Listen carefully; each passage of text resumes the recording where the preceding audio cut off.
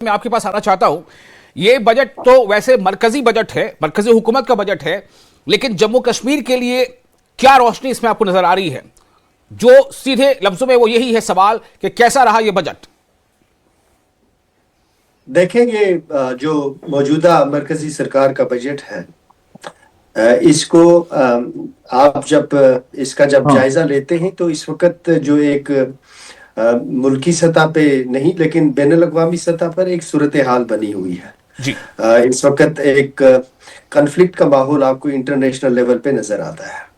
और फिर जो बदकिस्मती हो गई, यूनिपोलर सुपर पावर एक जो है वो जी। ओवर एग्जर्ट कर रहे हैं अपनी जो उनकी हदूद हैं, उसकी वजह से भी अनसर्टेनिटी है। जो हमारे मुल्क का बजट है ये भी, और जो सारी दुनिया में इस वक्त मामलात हैं उनको भी जब आप जोड़ के देखेंगे, उस तनाजुर में देखेंगे, तो फिर इससे बेहतर बजट पेश करना मौजूदा सरकार के लिए मुमकिन नहीं था। जी। एक तरफ जब पॉलिटिकल अनस्टेबिलिटी हो, आपके बॉर्डर्स पे अनस्टेबिलिटी हो, और मुल्क सारी दुनिया जब आपको वार की तरफ जाती हुई नजर आए, तो उस वक्त जब प्रायोरिटीज फिक्स की जाती है तो जाहिर सी बात है उसमें बड़ा एहतियात बरता जाता है, उसमें रिस्क नहीं ली जाती। अदरवाइज आप जब बजट बनाते हैं तो इसमें रिस्क का भी एक फैक्टर होता है, किस हद तक इंसेंटिव्स देने हैं उसका भी एक फैक्टर होता है। लेकिन जब आपको ये मालूम ही ना हो कि फ्यूचर चैलेंजेस क्या होंगे, कितनी स्टेबिलिटी होगी, तो उस वक्त का जो बजट है उसमें बहुत बड़ा मोहतात रह के बजट बनाया जाता है। तो ये बजट जो है ये हमारी मरकजी हुकूमत ने इंतहाई मोहतात सूरत हाल को जहन में रखते हुए, हिसासियत को जहन में रखते हुए बनाया है।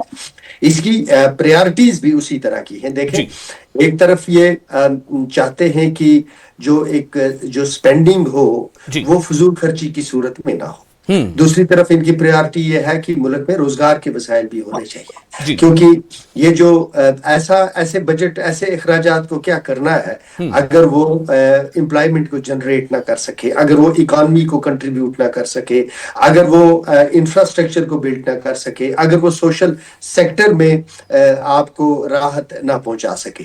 तो जब इस बजट का आप जो मरकजी सतह का जो बजट है, जब आप इस पर आप गौर करते हैं तो आपको जो चीजें नजर आती हैं उसमें रोजगार और कारोबार, इन दो को इंटीग्रेट करके रखा गया है। यानी जो बिजनेस होगा, बिजनेस के सेक्टर में आपकी एम्प्लॉयमेंट जनरेट होगी। ये एक होता है ना कि आप गवर्नमेंट जॉब्स क्रिएट करते हैं, दूसरा ये है कि आप ये चाहते हैं कि आपकी इकोनॉमी भी आगे बढ़े और उस इकोनॉमी के जरिए जो आपके अनएम्प्लॉयड यूथ हैं उनको भी रोजगार मिले और वो भी कंट्रीब्यूट करें और वो भी इस तरक्की का मुल्क की एक हिस्सा बन जाए। तो एक तो इस चीज पर आपको गौर करना है। दूसरा, हमारी मुल्क का एक विजन एक है ऑनरेबल प्राइम मिनिस्टर साहब का कि इंफ्रास्ट्रक्चर, जिसमें सड़कें हैं, जिसमें रेल है, जिसमें बंदरगाहें हैं, क्योंकि हमारा जो मुल्क का एक आपने थोड़ा सा टाइम दिया है तो मुझे बात पूरी करने दें। तो ये जो इस वक्त हमारे मुल्क की प्रायोरिटी है ये कोई शॉर्ट टर्म नहीं है। हम इस वक्त ये देख के चल रहे हैं कि आने वाले 20 या 25 साल में, यानी 47 तक, जब हमारा आजादी के 100 साल पूरे हो जाएंगे, हमारी इकोनॉमी कहाँ पर होगी, हमारा उसमें इंफ्रास्ट्रक्चर कहाँ पे होगा, हमारी इंडस्ट्रीज कहाँ होगी, हमारा जो ऑर्गेनाइज सेक्टर है उसमें क्या होगा, और जो ऑर्गेनाइज सेक्टर रूरल में नहीं है उसकी इकोनॉमी किस तरह की होगी। तो इन सारी चीजों को देखकर इंफ्रास्ट्रक्चर में हैवी इन्वेस्टमेंट नजर आ रही है, बड़े मोहतात तरीके से। लेकिन एक्सपेक्ट ये कर रहे हैं, बजट में जो फिगर्स ये बता रहे हैं कि उसमें एक आपको आगे एक हैवी इन्वेस्टमेंट नजर आ रही है, विजिबल है। इसके बाद इन्होंने जो ये साहब मैं चाह रहा था कि फर्स्ट राउंड में अपने तमाम मेहमानों का ले लूं। फैक्ट्रीज, इसमें फैक्ट्रीज खत्म नहीं हो रही, और किसानों पर तो खास तवज्जो है, किसानों पर खास तवज्जो दी जाएगी कि किसानों की आमदनी में किस तरह इजाफा हो, तालीम में और सेहत में, ये सोशल सेक्टर्स, इसमें बड़ा आपको एक अपलिफ्टमेंट नजर आती है इस बजट में, एक प्रायोरिटी सेक्टर में इस वक्त दिया गया है। और जो सबसे बड़ी बात मैंने कही कि जो मुल्क का तहफ़्फ़ुज़ है, ये सारी चीजें तब होती हैं जब आपकी एक मजबूत आर्मी हो, आपका बिल्कुल मजबूत डिफेंस हो। तो बिल्कुल। उसको भी एक बहुत ही अच्छे तरीके से एकोमोडेट किया गया है, इसलिए ओवरऑल इस बजट को सेटिस्फैक्ट्री कहा जाएगा। ठीक है, मैं आपके पास दूसरे राउंड में भी आऊंगा। अभी जो बाकी मेहमान जो हमारे हैं उनसे फर्स्ट राउंड उनका भी रिएक्शन ले लूं। दूसरे राउंड में आपसे ये पूछूंगा कि जम्मू कश्मीर के हवाले से आप इसे बजट को कैसे देखते हैं, क्योंकि सकीना इत्तू ने जो आपकी काबीना वजीर हैं उन्होंने इस पर अदम इत्मीनान का इजहार किया। मैं आता हूं सेकंड राउंड में। मलिक बातो हमारे साथ मौजूद है, चेयरमैन एसोचैम। मलिक जी, आपके पास आना चाहूंगा। आप हमें ये बताएं कि जो जिन चीजों को हाईलाइट किया अभी हमारे पहले पैनलिस्ट ने, एमएलए है नेशनल कॉन्फ्रेंस के, वो कह रहे थे कि ये इंफ्रास्ट्रक्चर में थोड़ा फोकस है, डिफेंस में फोकस है, एजुकेशन में फोकस है, और ये बहुत मतलब बचते बचाते बनाया गया एक बजट है।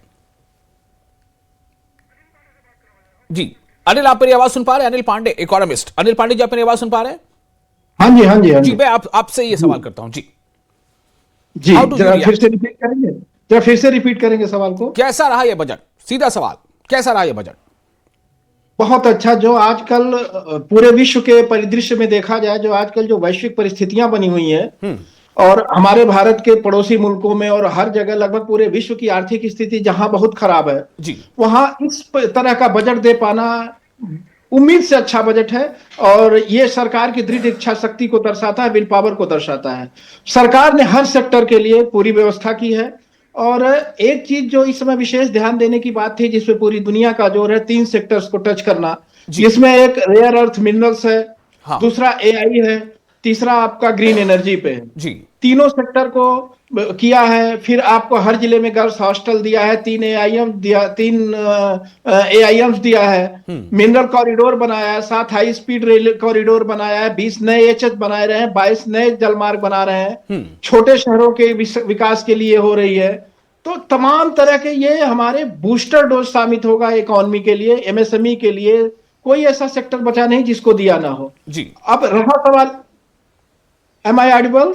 जी हाँ, बिल्कुल बिल्कुल, कैरी ऑन। अब सवाल है कि इस बजट को टेरिटोरियल देखना उचित नहीं होगा।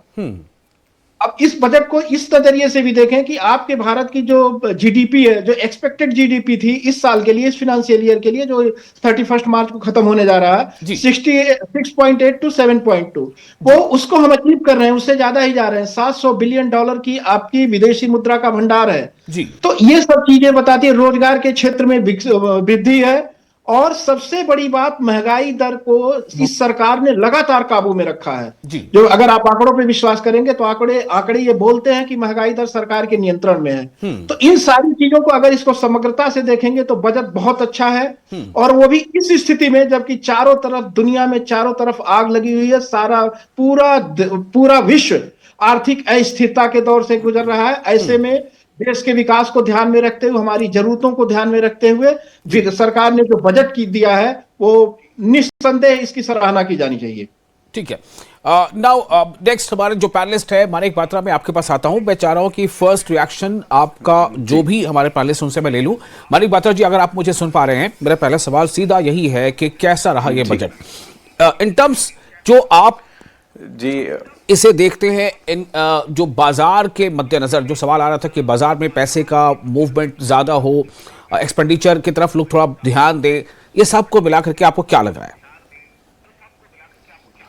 जी देखिए, अगर जैसा सब पैनलिस्ट ने कहा, जो बाकी पैनलिस्ट बैठे हैं, बजट काफ़ी सोचा समझा गया, बैलेंस बजट है। जैसे ग्लोबल अनसर्टनिटीज़ हैं काफ़ी सारी इस टाइम, वो हम सबको दिख रही हैं, और सरकार ने सोच समझ के बजट निकाला। और ये बजट कहीं ना कहीं इशारा करता है विकसित भारत 2047 और आत्मनिर्भर भारत की तरफ।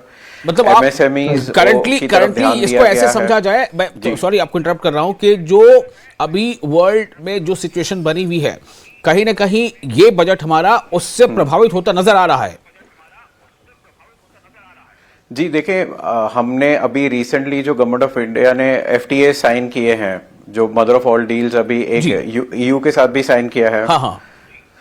तो कहीं ना कहीं उसको सपोर्ट करने के लिए इस बजट में प्रावधान दिखते हैं। जैसे MSME पे फोकस किया गया है जी, और MSME पे 10,000 करोड़ का सपोर्ट फंड दिया गया है जी, जिससे हम लोगों को बेटर एक्सेस टू कैपिटल मिलता है। अगर अब हमें ग्लोबल कॉम्पिटिटिवनेस रखनी है और ग्लोबली compete करना है तो हमें कहीं ना कहीं इंफ्रास्ट्रक्चर भी अपग्रेड करना पड़ेगा। ठीक है। तो उन सबको मद्देनजर रखते हुए इसमें प्रावधान रखे गए हैं। मैन्युफैक्चरिंग हब बनाने की बात की गई है भारत को बायोफार्मा में, और भारत को मैन्युफैक्चरिंग हब बनाने की बात की गई है सेमीकंडक्टर्स में भी। 40,000 करोड़ का आउटले है सेमीकंडक्टर में। जी आप बोले, हम सुन रहे हैं। क्योंकि सेमीकंडक्टर इंडस्ट्री इंपॉर्टेंट इसलिए है क्योंकि ऑलमोस्ट आज की डेट में जितनी भी इक्विपमेंट्स है सब में सेमीकंडक्टर यूज होते हैं। ठीक है। तो भारत सरकार को भी कहीं ना कहीं दिखता था कि हमारी डिपेंडेंसी इंपोर्ट पे ज्यादा है, तो वो इंपोर्ट डिपेंडेंसी भी कहीं ना कहीं कम करना चाह रहे हैं, जो आत्मनिर्भर भारत की तरफ फिर से एक इशारा करता है। जी। और टूरिज्म पे खासा फोकस है इस बजट में। नई टूरिस्ट डेस्टिनेशंस जैसे हेरिटेज साइट्स, स्पिरिचुअल टूरिज्म, इस पे फोकस रखा गया है। अगर हम जम्मू कश्मीर की बात करें तो माता वैष्णो देवी ऑलरेडी 1 करोड़ से ज्यादा लोग विजिट करते हैं स्पिरिचुअल टूरिज्म के लिए। अमरनाथ यात्रा है, बाबा ऋषि है, काफी इंपॉर्टेंट टूरिस्ट साइट्स हैं यहाँ पे। तो इन सबको डेवलपमेंट में हेल्प मिलेगी। इंफ्रास्ट्रक्चर पे खासा पुश है। 7 नए रेलवे कॉरिडोर्स की बात की गई है। कनेक्टिविटी बेटर करने की बात की गई है। एआई पे इन्वेस्टमेंट की बात की गई है। ऑलमोस्ट हर सेक्टर में एआई टच कर रहा है। ठीक है। चाहे वो एग्रीकल्चर हो, चाहे एजुकेशन हो। जी। हर तरफ से। और अगर एक जो इंपॉर्टेंट पॉइंट है, जो फॉरेन इन्वेस्टमेंट को टैक्स हॉलिडे दिया गया है 2047 तक। जो भी लोग क्लाउड सर्विसेज में इन्वेस्ट करेंगे थ्रू अ इंडियन रीसेलर, उससे एफडीआई बहुत आएगी इंडिया में। ठीक है। चलिए अब मैं आता हूं इस पे कुछ सवालात के साथ। सबसे पहला जावेद हसन साहब, मैं आपसे ही